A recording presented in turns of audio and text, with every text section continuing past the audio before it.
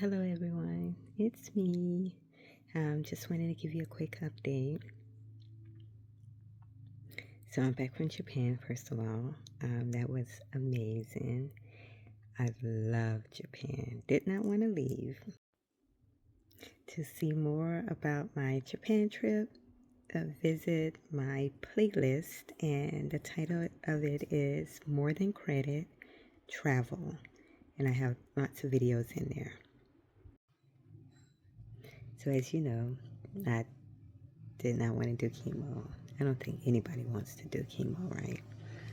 And I had initially made a decision I wasn't going to do chemo. But I have realized that it was my selfish decision of not wanting to do chemo and wanting to live for me. And so after consideration, I do want to live for me, but I also want to live for my family. And so I did the living for me. I went to Japan. I enjoyed Japan. Um, but now it's time for me to live for my family. And so I made a decision that I will go ahead and move forward with chemo.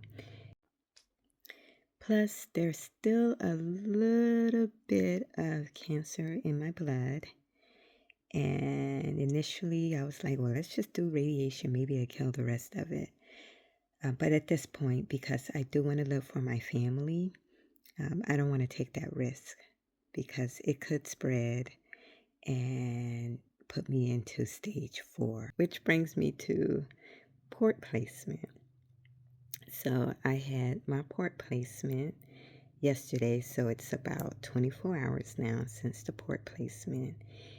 And, everybody have different experiences. So initially, I had a lot of anxiety about it. And then I found I was going to be put to sleep. So I was like, okay, not too bad. I'm going to be put to sleep. Yay. And then when I got to the hospital, they're like, oh, no, we're not putting you to sleep. Like, that's when I was like, oh my God, oh my God, oh my God, oh my God, oh my God. Flashback, PTSD. um, and so I had to quickly get in the right mindset of they're not going to put me to sleep. But they say it's going to be simple. They explain everything. I had an IV, so they were going to put some medicine in my IV for relaxation. They were going to be numb in the area. I told them about a bad experience I had where I wasn't fully numb and I felt the pain. They said, okay, so they make sure everybody was aware of that. And I can tell you that that part was actually a breeze, except for that initial needle numbing. You know how that is, right? But after that, I was awake. I was drowsy, but I was awake. I can hear things going on, but I was so tired that I don't think my eyes were open. Um, so they didn't prescribe me anything. And I took my Tylenol. And for me, it is super uncomfortable right now. Again, it's 24 hours. Everybody's different. Some people, no issue. I'm glad my husband came because there was no way I could have drove home at all. So I do recommend to be on the safe side and have somebody to take you. Even if it's recommended not, just be on the safe side because it impacts everybody differently. So it's better to be safe. So I was super happy. I was wheelchaired out because I was so drowsy. And I'm still a slight drowsy, not as bad as yesterday. But yesterday it was more about comfort. This morning I was in pain. It was hard for me to sleep. So the hard thing is that I really wanted my right side because, I already had limited movement in my right side. So I had been using my left side. But from risk perspective, um, they put it on my left side. And so um, now I'm limited in my left side. So now I'm like, what am I supposed to do? I'm limited in my right side and my left side, and my left side is hurting a little more. And so now I'm trying to use my right side. So it's a little complicated, but I am trying to get through it.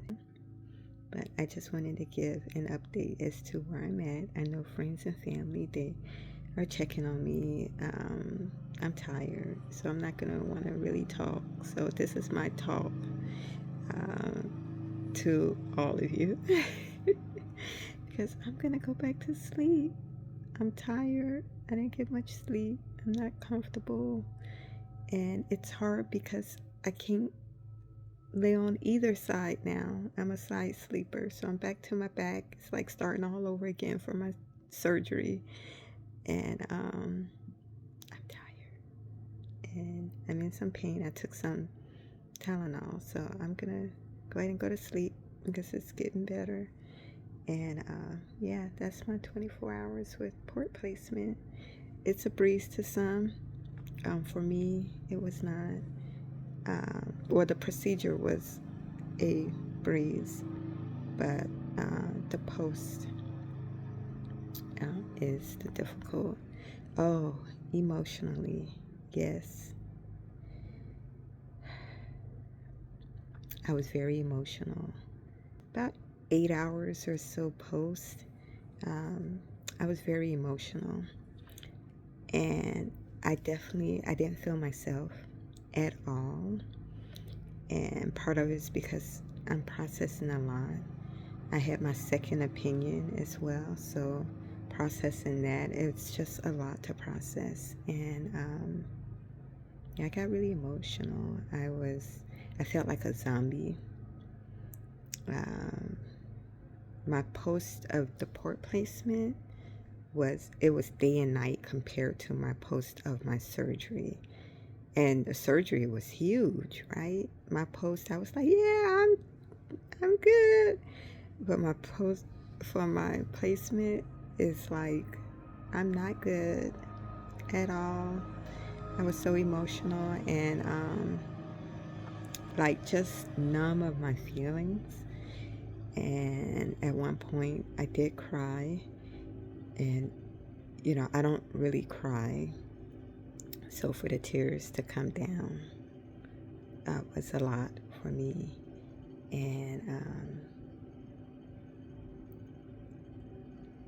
I was wondering, am I making the right decision? And I have to remember that I have to do all that I can to live for my family. And so this is part of doing all that I can to live for my family. And I just didn't like something foreign in my body. And it was just the post so uncomfortable. And I don't know if it's like the medicines that was used that was causing this major mood swing. But yeah, I had a major mood swing. That morning I was fine. I was going in, I was singing, I was making jokes with the nurses. And so I was fine. But post, oh my God, it was night and day. I was somebody that I didn't even know. I'm usually good at pushing through and having a positive attitude. And so I was like, who is this person? And yeah, it was very emotional.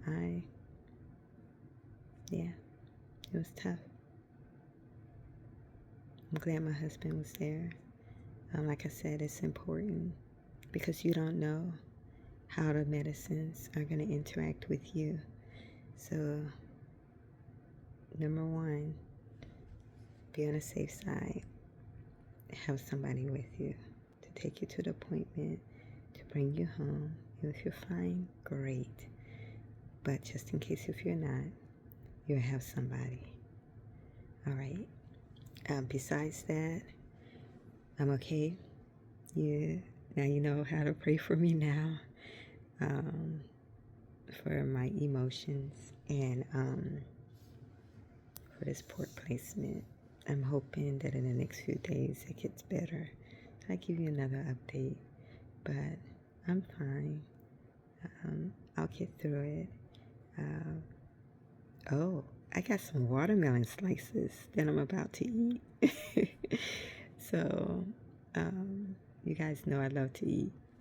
So that's gonna help me out. Oh, I had an iron infusion this week too. It's been a busy week since I've come back from Japan. I've done went to a debutante cotillion. I've watched went to a bridging ceremony for one of my Girl Scouts. I've had my second opinion. I'll tell you more about that later.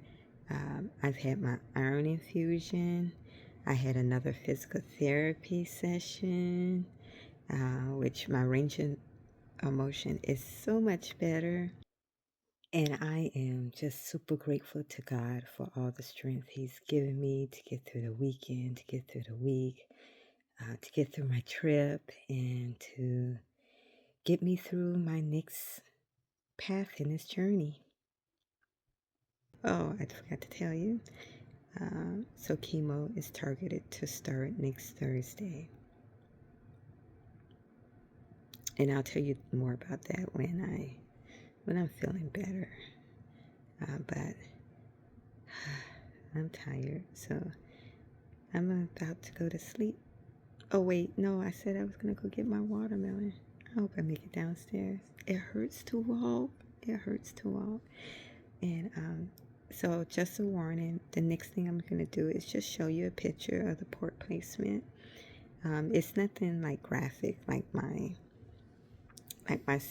surgery, and I haven't shared those pictures yet. Eventually I will share those pictures, but it's, it looks very minor. Doesn't feel minor, but it looks very minor. So I will share that picture, but you can go ahead and stop if you don't want to see it. If you want to see it, keep going.